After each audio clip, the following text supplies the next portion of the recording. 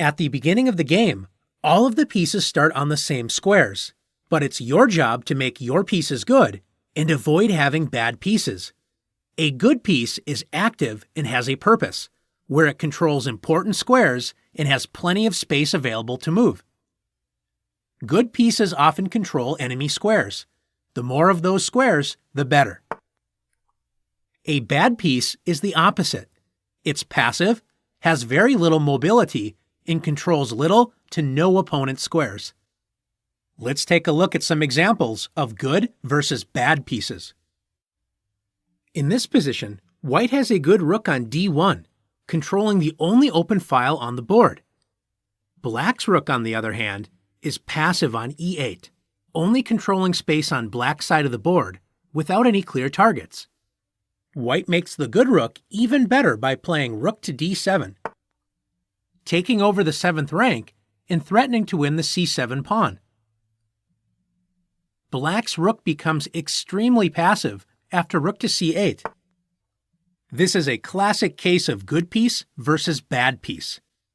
White has pressure on c7, which ties down Black's rook to passive defense. Notice White's rook also has pressure on g7, so Black's king cannot help the rook on the queen side without losing the kingside pawns.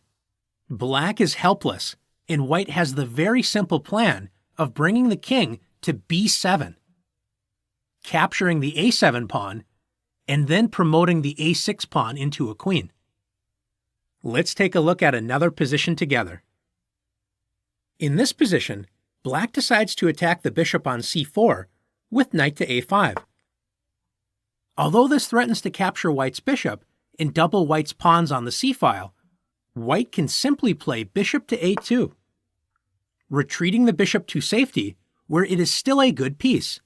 The bishop controls squares on the a2 to g8 diagonal, and the bishop can also move to the b1 to h7 diagonal, where it will be pointing directly at Black's king once the d3 pawn moves out of the way. Notice after Black's knight left c6, where it was a good piece controlling key central squares, it is now on the edge of the board and is a bad piece. The knight isn't doing anything useful and controls half the amount of squares it did a move ago. Instead of turning the knight into a bad piece for a one-move attack, what should Black have done instead? Notice all of White's minor pieces are developed, controlling important central squares, and are working together.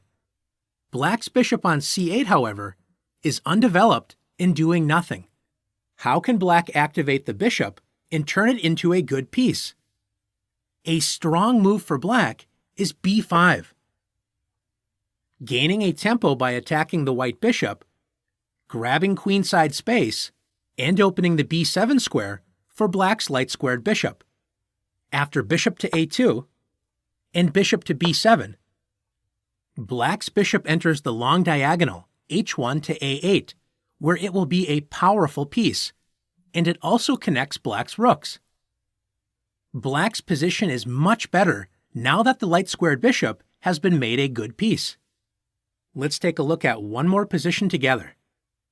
In this position, can you tell which pieces are good and which pieces are bad for both sides? Both sides have good light-squared bishops. Black's bishop on d7 controls two open diagonals, a4 to e8 and h3 to c8. White's light-squared bishop is also actively placed, and it targets the weak b7 pawn. White's dark-squared bishop, on the other hand, protects two pawns, but it is also passive as it is blocked by those pawns. Notice Black's knight is a very bad piece as it is stuck on the back rank and only has two available squares to move, c6 and e6. With White to move, can you see how White can completely paralyze Black's knight on d8 and make the dark-squared bishop a good piece? That's right, with d5. Although White's light-squared bishop is now blocked by the d5 pawn for the moment, White opens up the dark-squared bishop, threatening to win the knight with bishop to f6.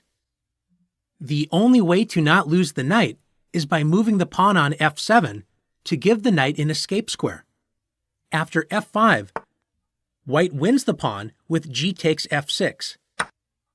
White now has two passed pawns on f6 and d5, and is ready to activate White's light-squared bishop with d6.